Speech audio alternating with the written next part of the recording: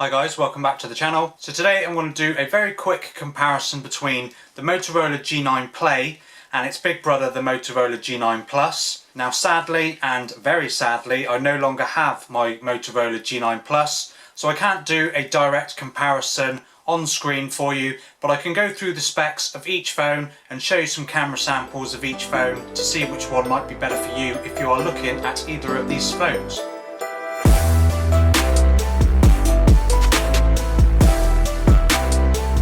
Both of these phones were released at the tail end of last year, around August-September time, and they boast some pretty good specs, like a lot of the Motorola phones do, for a pretty low asking price. Now if we start with the G9 Play, which is, as you can see, the one that I have here, you get a 6.5 inch 720p display with a dewdrop notch at the top which houses an 8 megapixel selfie camera, and then you've got the usual headphone jack and speaker grill and USB-C charging port at the bottom.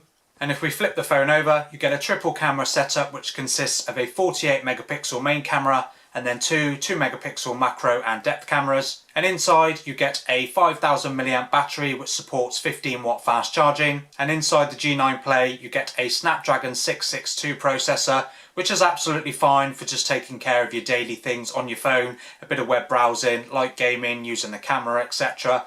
But if you want something that's a bit more capable of coping with more intense tasks, then you might be looking at the G9 Plus. So if we do go on to the G9 Plus, you get a 6.8 inch display, but this is upgraded to a full HD display with a 1080p resolution, up from the 720p display that you get on the G9 Play. You get a 16 megapixel selfie camera, which is situated in a punch hole design up in the top left hand corner of the phone. And then again, you have a pretty similar size bezel at the bottom as well. If you flip this phone over, you're greeted with a quad camera setup this time, which consists of a 64 megapixel main camera and 8 megapixel ultra wide, and then the same 2 megapixel macro and depth cameras. So if you're picking the G9 Plus, you do get the added benefit of having that 8 megapixel ultra wide, which, okay, the resolution is going to be much less than what you'll find on the main camera, but it does add a really nice amount of flexibility to your photography. And inside you get a 5000 milliamp battery as well, so all day battery life on both of these phones is not going to be an issue at all. So performance is upgraded from the Snapdragon 662 found in the G9 Play to a Snapdragon 730G, which is going to offer considerably more power. You will notice it more when you're doing gaming and multitasking and all that sort of stuff. The G9 Plus will handle most things a bit better than what the G9 Play will. So if we just check out a couple of photo samples from both phones, and as you can see, they both produce nice detailed photos with nice natural colour. There's no oversaturation or anything like that. So both phones use pixel binning technology like what most phones do these days. So the G9 Play produces 12 megapixel default photos, whereas the G9 Plus produces 16 megapixel default photos because of that 64 megapixel main camera. So you will get more detail on the G9 Plus, but of course when talking about cameras and megapixels, we all know that megapixels don't tell the whole story, and unless you're blowing these photos up to a large screen or anything like that, you're probably not going to notice the difference between the two in the resolution. And of course, if you're cropping in as well, you may notice a bit of a difference. But in terms of everyday shooting, they're both very similar. But the G9 Plus does have the win when it comes to video recording, as it does support 4K video up to 30 frames per second, whereas the G9 Play is capped at 1080p at either 30 or 60 frames per second.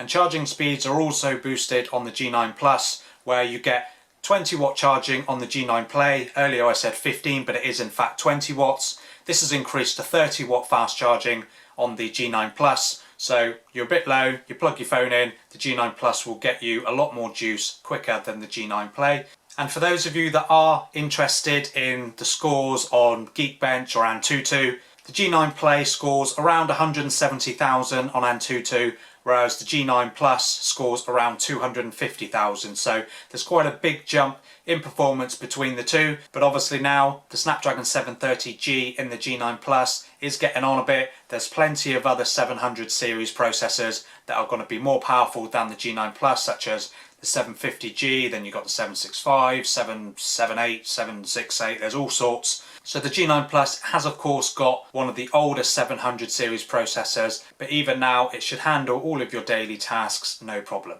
And as for biometrics, you get a fingerprint scanner on both of the phones. On the G9 Play, it's situated on the back panel, whereas on the G9 Plus it is integrated into the power button, and they both come with face unlock as well, which of course just uses a 2D image of your face, so it's not the most secure way of unlocking your phone, so I would probably stick to the fingerprint sensor if you can. And there we have it. That is my very quick comparison between the Motorola G9 Play and the Motorola G9 Plus. So if you're looking at a Motorola budget phone, whether it be a G9 series phone, these are both pretty good options. If I was to choose between the two, performance wise and what you're getting, of course I'd pick the G9 Plus. But at the moment, the G9 Play, if you're here in the UK, it is available for just £99 in Argos. So it's a really, really great phone at a really good price. That Snapdragon 662 is absolutely fine for most things that you're going to be doing. The camera takes really respectable photos. So it's one of those things where is price more important to you or the quality of the product that you're getting? The G9 Plus, I've found it difficult to find a used G9 Plus on things like eBay. I think the cheapest I found was around 180 quid. But brand new on eBay, you're still looking at over 200, 250 quid for a new one. So it's just one of those things where, do you want to pay a lot more money for a G9 Plus with better specs, or will you be happy with the G9 Play? And personally, I've used both phones as my daily phones multiple times, and I've not had an issue with either of them. So it's up to you what sort of thing that you're looking at when you're looking at a new phone. So I hope this quick comparison has helped if you're looking at either of these phones. I have a lot of other Motorola videos on my channel, so be sure to check those ones out as well. And don't forget to subscribe if you're interested in videos like this, and turn the notification bell on so you know when I make a new upload.